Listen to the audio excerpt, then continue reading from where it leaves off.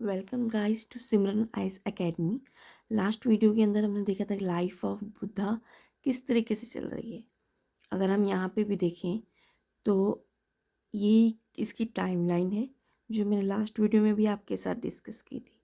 आप देखेंगे कि इसका बुद्धा जी का बर्थ, उनकी मैरिज, कब वो रिनाउंसिएशन लेते हैं, कब वो निर्वाणा प्राप्त करते हैं, कब वो अपनी ट्रैवल और टीचिंग शुरू करते हैं, और कब वो महापरिनिर्वाणा लेते हैं।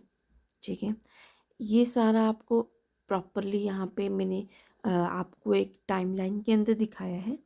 इसी के अंदर मैंने इम्पॉर्टेंट टर्म्स को बढ़िया तरीके से इसमें दिखाया है। अगर मैं इसके अलावा आपसे बात करूँ तो बुद्धिज़्म में आपका देखा जाए तो आपके टीनेट्स ऑफ बुद्धिज़्म है, 4 मेन टीचिंग्स, उनकी 4 नोबल ट्रूथ है जिसे आर्य सच्चाननी कहा गया है। 8 फोल्ड पाथ अष्टांग मार्ग है। ठीक है, ये क्वेश्चंस आपका रिपीटेडली आपका प्रीलिम्स में आता है, आपका मेंस में भी आता है। बट हम अगर प्रीलिम बेसिस से देखें तो ये आपका आप इसको फैक्ट वाइज इस तरीके से याद कर सकते हैं। जैसे कि आप देख सकते हैं कि हमने इसके अंदर कोड्स मतलब कि निमोनिक्स बना रखे हुए हैं, जिसकी वजह से आपको आसानी से इसे याद करने में बहुत आसानी होगी, जिसकी वजह से आप बहुत बढ़िया से याद कर सकते हैं। अगर मैं आपको बताऊं कि बुद्धिज़्म की डेवलपमेंट कहाँ कब हुई थी, तो आपको अप्रॉक्स 6th सेंचुरी में हुई थी। जैसे कि 563 में जो है बुद्धा जी का जन्म हुआ था। एट द एज ऑफ 35 उन्होंने जब निर्वाणा प्राप्त कर लेते हैं, अप्रॉक्स 6th सेंचुरी शुरू हो चुकी थी। Avoid extreme indulgence of worldly pleasure.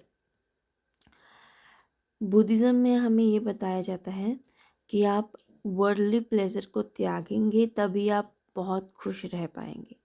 ठीक है, हमें मिडल पाथ लेना पड़ता है हर एक चीज़ के लिए। मध्यम मार्ग की थ्योरी कही गई है कि आप ना ज़्यादा सुख में जाए ना ज़्यादा दुख में जाए। इसी से आपका जो है लाइफ जो है बेहतर हो सकती है। इन्होंने बुद्धा जी ने स्पेशली स्ट्रेस किया है कि इंडिविजुअलिस्टिक जो कंपोनेंट्स हैं बुद्धिज़्म के, उसे फॉलो किया जाए।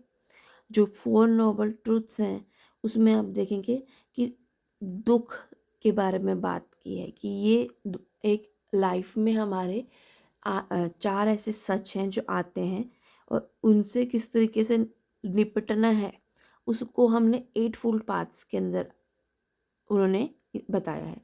अगर आर्य सत्य की बात करें तो दुख तो आएगा ही आएगा लाइफ में, क्योंकि आप करेंगे जैसे ही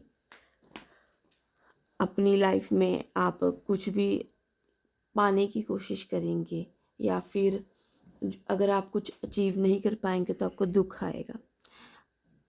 every suffering has a cause, और उस सफरिंग का ऑब्वियसली कोई कॉज होगा कि क्यों वो हो रही है। सफरिंग कुड बी एक्सटिंग्विश्ड, उस सफरिंग को हम ख़त्म कर सकते हैं। तो वो सफरिंग हम ख़त्म कैसे कर सकते हैं, है ना, वो जानना। अष्टांगिक मार्ग कि अगर आप उन दुख को ख़त्म करना चाहते हैं तो अपना हमने जो 8 फोल्ड पाथ दिया है उसको फॉलो करना। आपको अगर ये जो आर्य सच याद करने हैं तो आप यहाँ पे देखेंगे SCE से इसे याद किया जा सकता है। इसमें E को 2 आपने कर रखा हुआ है, जैसे हम स्क्वायर करते हैं उससे आप याद कर सकते हैं कि किस तरीके से आपकी सफरिंग होती है। कॉज आता है, फिर उससे आप एक्सटिंग्विश ख़त्म कर सकते हैं, फिर उसको हम एलिमिनेट कर सकते हैं। ठीक है, पहले हम देखेंगे सफरिंग, फिर उसका कॉज होता है। ठीक है, फिर हम उसे ख़त्म कर सकते उसे को रोका जा सकता है और उसे एलिमिनेट किया जा सकता है। इस तरीके से हम इसे याद करेंगे। और अगला अगर हम देखें तो अष्टांग जो हमारा मार्ग है, तो अगर हम राइट ऑब्जर्वेशन रखें, डिटर्मिनेशन रखें, स्पीच रखें, एक्शन रखें, ठीक है। अपनी लाइवलीहुड कमाने में कोई गलती ना करें, मतलब इलीगल रूट ना अपनाएं। एफर्ट्स हम प्योर लगाएं, अवेयरनेस प्योर रखें, एफर्ट्स प्योर रखें, कंसर्न अपना प्योर रखें, ऑब्जर्वेशन सही रखें। तो इससे क्या होता है कि अगर आप सब कुछ अच्छा ही करेंगे तो आपकी लाइफ में सब अच्छा ही होगा। इसे याद करने के लिए जो हमने निमोनिक बनाया है वो है साला कॉर्ड। आप देखेंगे यहाँ पे स्पीच, एक्शन, लाइवलीहुड, अवेयरनेस, आपका ये बन गया साला। और कोड में देखा जाए तो आपका कंसर्न, आपका ऑब्जर्वेशन, आपका डिटर्मिनेशन, आपके एफर्ट्स।